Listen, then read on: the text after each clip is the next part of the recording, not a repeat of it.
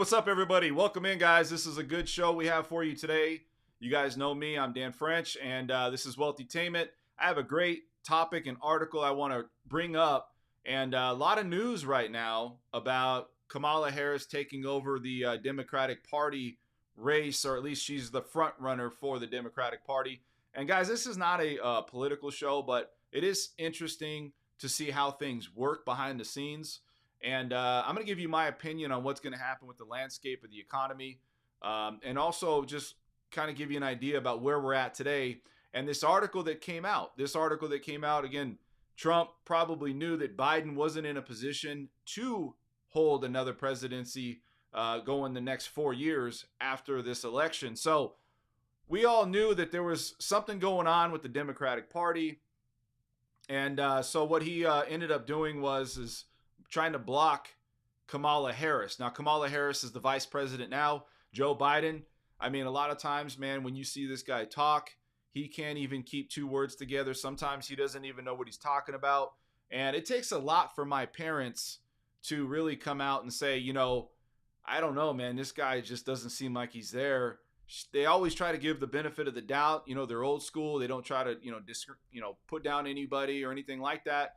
I kind of came from that same cloth. But at the same time, a spade is a spade, right? If he can't get it done, then somebody needs to get out of there, or he needs to get out of there and step in for him.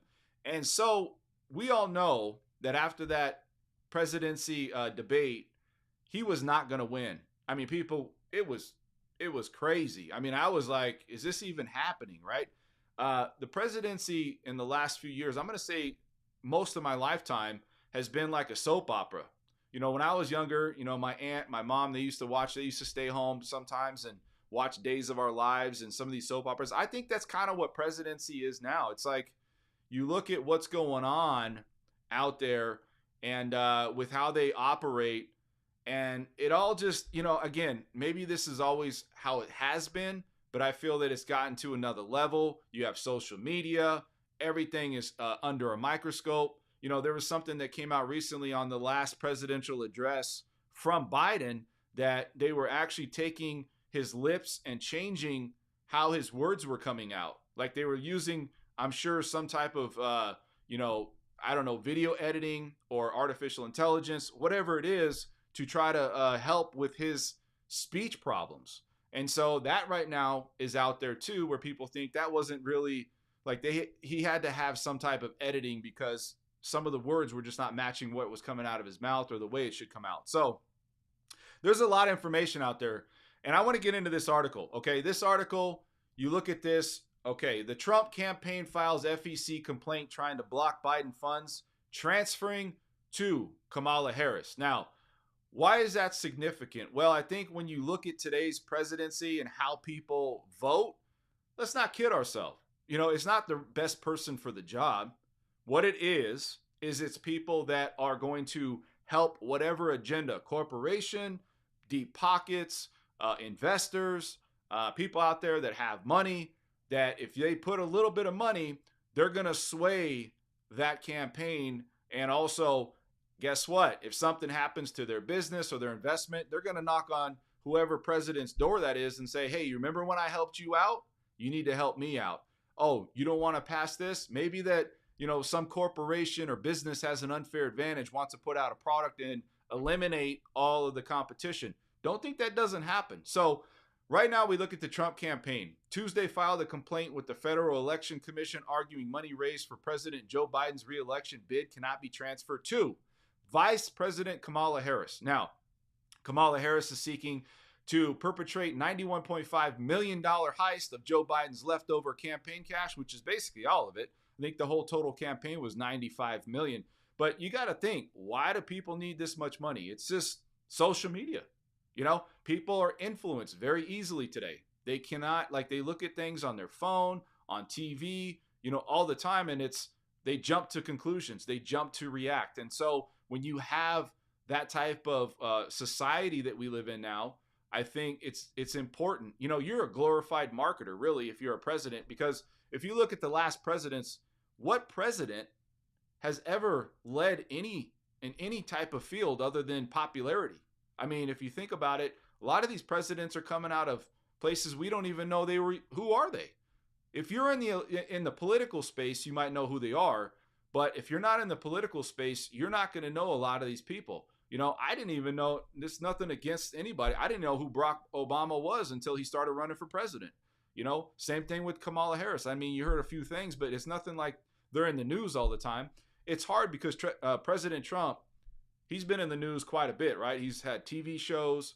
And so when you're looking at all these things, to me, it's like a big soap opera. And I don't even know if the presidency today is really what it is, like what they say it is, because I feel they're just a figurehead. I mean, you have a lot of different corporations and big family, money and generations of wealth controlling really what happens, because they can sway an economy either way. He who controls the money controls, the economy, right? Or controls the nation. So I think when you look at this, is it something big? Absolutely. I think it's going to now open up doors for people that were on the fence, maybe going over and just saying, you know what, the best of two is going to be Donald Trump, because Biden doesn't know Biden. So at the end of the day, I think what you're looking at here is President Trump trying to flex his muscle a little bit. Is it going to take place where that money is blocked? Probably not. I think it's going to happen where she's going to get that money and they're going to use that for campaign. It's interesting though. You need all that money and all that marketing to become a president today. And if you don't have that money, I want to show you guys an article here, which is very interesting. Campaign committees, national parties, and leaderships. This is 2024. If you look at Follow the Money, how much have the 2024 presidential candidates has raised? Well, if you look at this, Donald Trump's raised $128 million. Joe Biden, $95 million. Now, why is Biden maybe not at that level? Maybe they feel that, he's got a foothold into the White House. Maybe they don't feel like he needs to have as much money. Obviously, more money's better. But I think with the president being in office, whoever that is, does have somewhat of an unfair advantage, because they already have entrenched or put their foothold in the office. They're out there every day and they're representing the presidency. So Robert F. Kennedy, $5 million. Would I love to have somebody like this come in and really challenge these two parties? Absolutely. I mean, the problem is all you have is these two, and it's constant. Anytime you have the same power over and over again, people have talked about politicians and how they need to be turned over a lot quicker and staying, instead of staying in office years on years.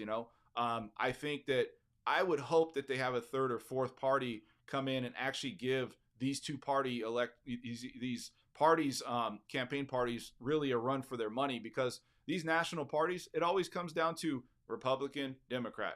I'm open for anybody else besides that, because I think something needs to change. I feel that things are just not, where they should be, as far as really having real competition and having the right person for the job. When you talk about presidents and you talk about doing right for, Americans right now are struggling. Even though they said GDP is high and everything's going well, the economy's doing well. Look around. I mean, people just don't have the money to really take the vacations they probably want to take, or just the extra money. I think there's some statistic out there that it's like less than 15% of American families have $10,000 or more in their bank account. Most of them are living paycheck to paycheck, but yet you're going to still have presidents out there. They're going to still want to run and control what's going on. And ultimately, I don't even think they're controlling anything. I think it comes down to, when you talk about presidents and Kamala Harris coming in and all of these soap opera presidency debates, at the end of the day, it really comes down to, in my opinion, who's the best person for the job. And I haven't seen that person. If you're willing to take that job for nothing, and what I mean by that is just take the $400,000 and then you focus on really, if you gauge on what's happening with America and Americans and how their lives are impacted, our debt ratio is crazy, right? 2035, they're talking about like close to $50 trillion. Our GDP is only 25 million. I mean, how do you have that much difference in debt versus what the economy strength is? So when you look at all of these factors, I would have to say that, being a president today, yes, you have political power. Yes, you have certain things that are at your fingertips. But I also think that this economy, ultimately, if they have or cannot sustain the inflation part, we're going to continue to see these numbers go up. They're talking about 2% inflation. I don't see it, man, and I don't see. I still see things higher than they have been. They've never been as cheap as when I was a kid. And as we get older, as our kids get older, you're going to see things continue to increase. We just hope that the same income that you're getting is hedging at the same pace as inflation, because most of the time it's not. I talk to a lot of people, retirees, they maybe get a 4% increase on their retirement, yet inflation's up 15%. It's just not the same. You're not going to have a good living environment. Your cost of living is going to consistently go higher. I don't know. Is a president really going to come in and make a change? I don't know. But a lot of people put influence on this stuff. They think that the presidents really have that big of an imprint on what's going to happen with the world. We do know Trump had the economy doing well. And I think a lot of people are hoping that if Trump gets back in office, that's going to happen again. Because right now we're stagnant. Even though they come out and said right before an election, GDP's up, everything's good. We all know our lives are not better. Our lives are worse as Americans. Hopefully it gets better. If you guys have any questions, subscribe, like the channel, and I'll see you guys at the next one, because I'm out of here.